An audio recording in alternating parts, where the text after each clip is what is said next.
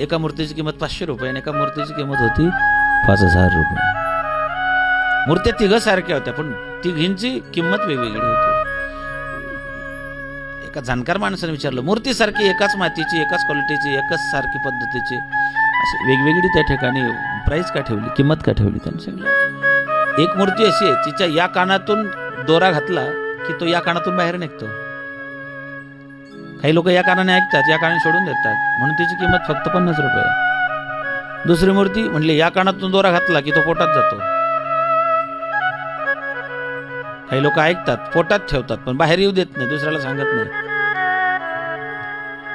आमची गुरुमाऊली सांगायची, जो ज्ञान आपल्याजवळ ठेवतो दुसऱ्याला सांगत नाही, तो पुढे ब्रह्मराक्षस होतो. आणि ती जी 5000ची जी सगळ्यात महागडी मूर्ती होती, 50,000ची, तिचं वैशिष्ट्य असं होतं, कानात दोरा घातला की तो पोटात जायचा आणि पोटात गेला की पुन्हा तोंडावाटून बाहेर यायचा. जे ज्ञान कानाने ऐकलं ते पोटात साठवलं, नुसतं साठवलं नाही तर पुन्हा ते जगाला सांगितलं. आपणाशी ठावे ते इतराशी शिकवावे आणि शहाणे करून सोडावे इतर जण. नाथ बाबा सांगतात, शहाणे लावावे सन्मार्गाशी.